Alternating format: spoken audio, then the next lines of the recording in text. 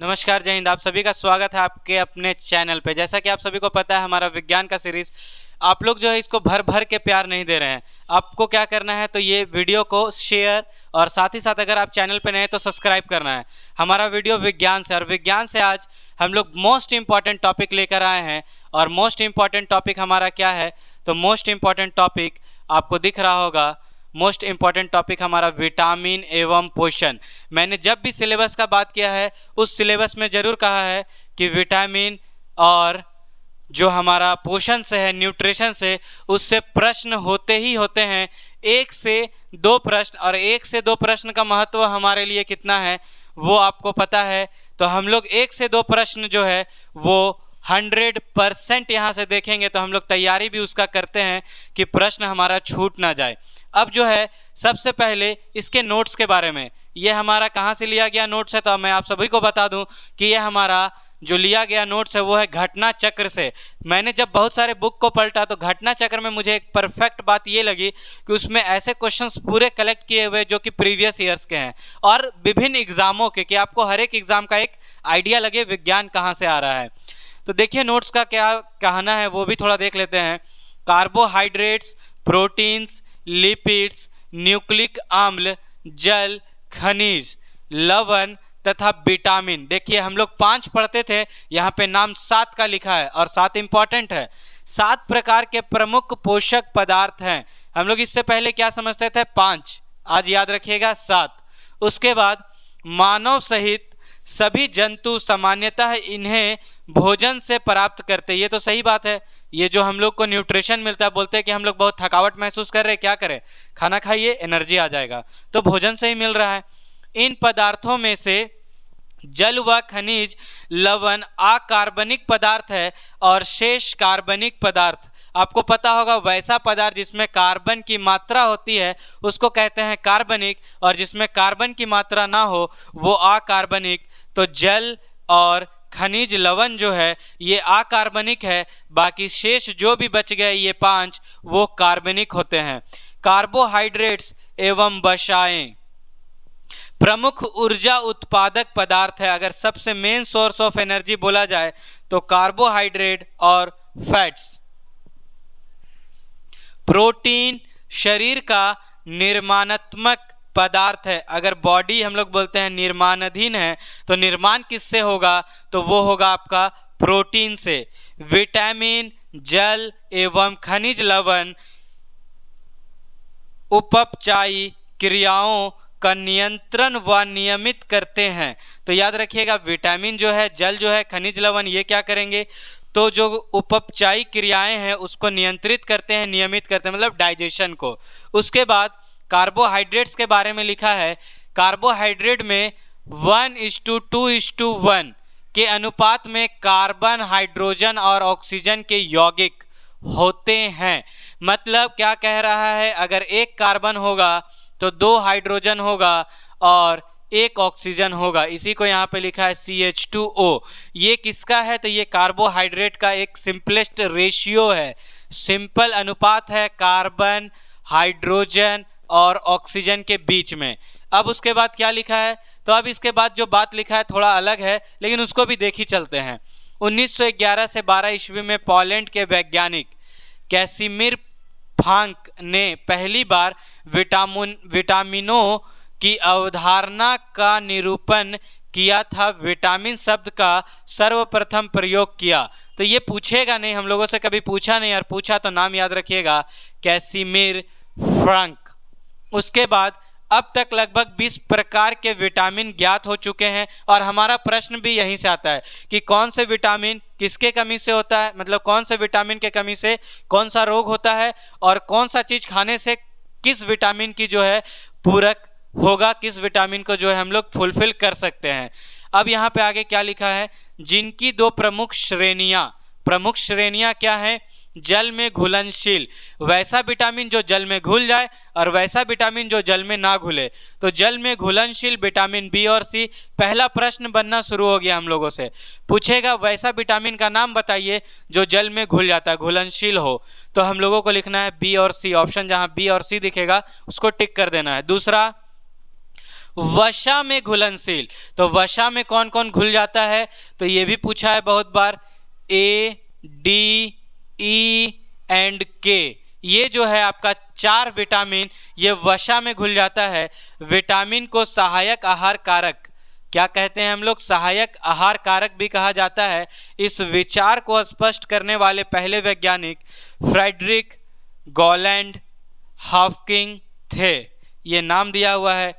अब लैक्टोज के बारे में बोलता क्या है, लैक्टोज प्राकृतिक शर्करा है, शर्करा जो भी मतलब शुगर बोल रहा है यहाँ पे, ये लैक्टोज याद रखिएगा प्राकृतिक नेचुरल वाला है। यह एक डाइसैकेराइड, हम लोग पढ़ते हैं मोनोसैकेराइड डाइसैकेराइड, कार्बोहाइड्रेट पढ़ेंगे तो उसमें आता है, तो ये डाइसैकेराइड कार्बोहाइड्रेट है जो दूध में पाया जाता है। अगर पूछे कहाँ मिलेगा तो दूध में मिलेगा।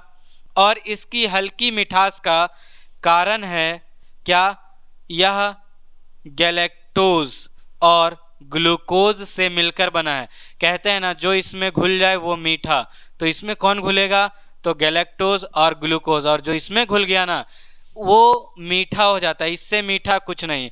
अब देखिए हमारा जो मेन प्रश्न बनता है, मेन प्रश्न कहाँ से बनता है, तो मेन प्रश्न यहीं से बनता है, प्रमुख विटामिन स्रोत व उनके कमी से होने वाले रोग।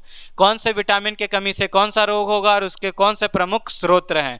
ये वीडियो पे अगर अभी तक आप है तो ये अंत तक जरूर देखिएगा, 2 से 3 क्वेश्चन आपका कहीं नहीं जाएगा। जैसे विटामिन ए, आपको याद होगा इसका केमिकल नेम बोल सकते हैं, साइंटिफिक नेम बोल सकते हैं, एक वीडियो में मैंने वो भी बताया है एमसीक्यू करते करते। तो विटामिन ए का जो साइंटिफिक नाम है वो है रेटिनॉल। याद रखना आप सभी को, कमी से उत्पन्न होने वाला रोग है रातौंधी, जो हम लोग नाइट ब्लाइंडनेस कहते हैं, जीरोप्लेथीमिया, संक्रमण, त्वचा की कोशिका में परिवर्तन, ये सब किसके कमी से होगा, तो विटामिन ए के कमी से, जिसको कि रेटिनॉल कहते हैं। मेरे साथ बोलिएगा, विटामिन ए जिसको कि कहते क्या है, रेटिनॉल। हम लोग इतना बार इसको बोलेंगे कि याद हो जाएगा। इसका सोर्स क्या है, स्रोत अगर पूछ दे तो ये कहाँ कहाँ से मिलता है, तो ये हम लोगों को मिलेगा कहाँ से, तो ये मिलेगा गाजर से, हरी सब्जियां से, दूध से, मक्खन से, अंडा, यकृत, मछली का तेल। यकृत ये मत समझिए कि ह्यूमन लिवर, हम लोग यकृत बात कर रहे हैं, जो हम लोग खाते हैं नॉनवेज, उस नॉनवेज की यकृत की बात हो रही है। ये नहीं कि आप सोच लीजिएगा अपना वाला यकृत, तो उससे भी मिलेगा लेकिन खा नहीं सकते हैं, याद रखिएगा बाबू।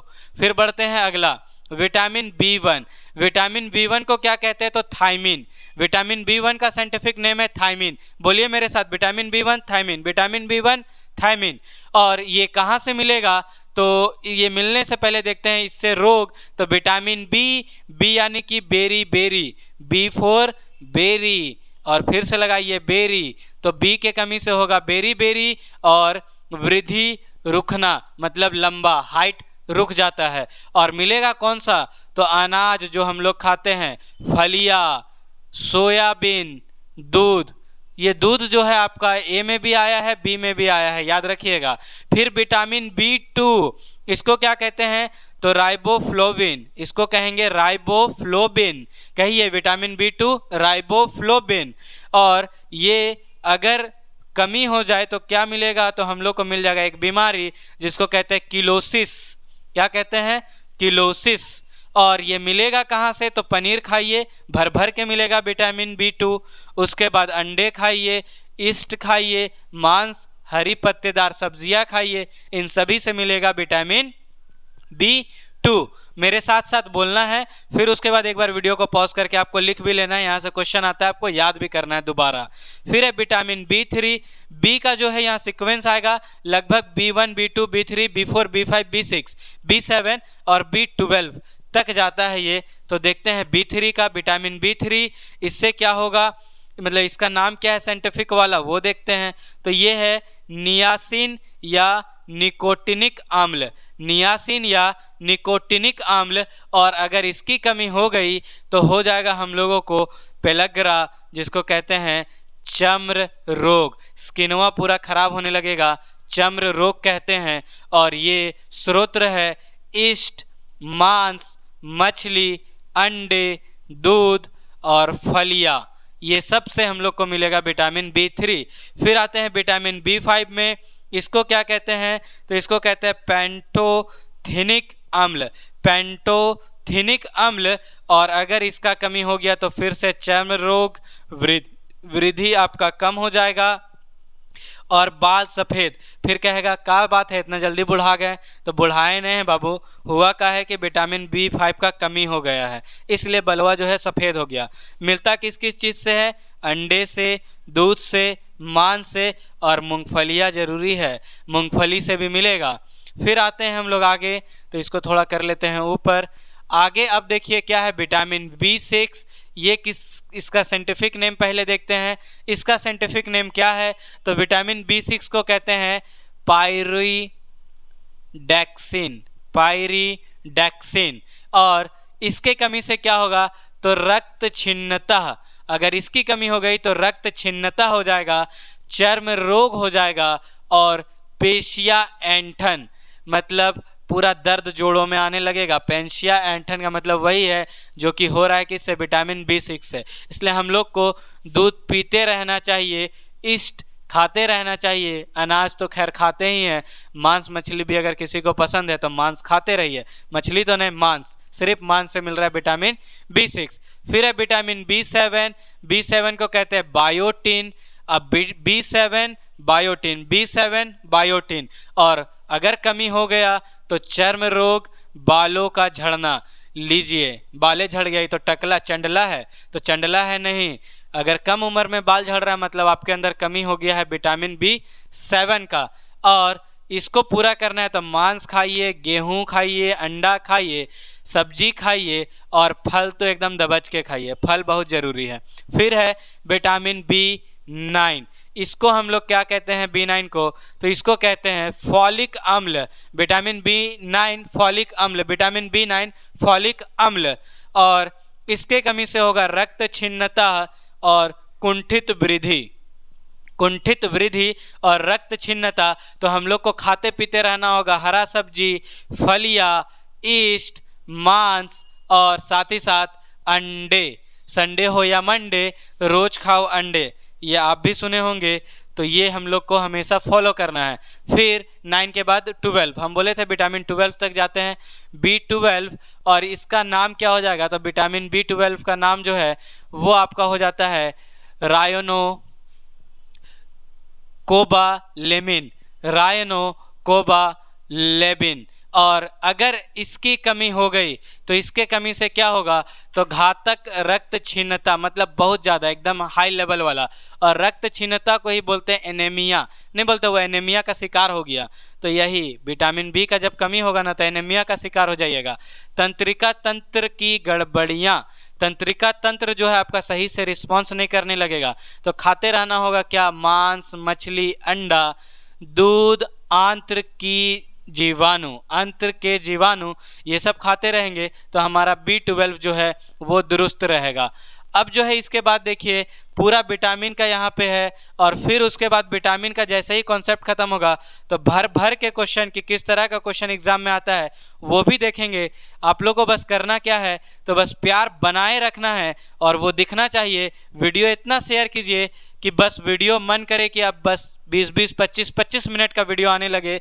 और सारे कॉन्सेप्ट्स को हम लोग देख रहे हैं, यूपी PCS से लेकर आप उत्तराखंड से लेकर मतलब इंडिया के किसी भी कोना का एग्जाम देते होंगे तो यहाँ पे उसका क्वेश्चन आपको जरूर मिलेगा। ARO मेंस के लेवल का भी क्वेश्चन यहाँ पे दिख रहा है। तो नेक्स्ट वीडियो में हम लोग पूरा इसी को डिस्कस करेंगे। तब तक के लिए जय हिंद।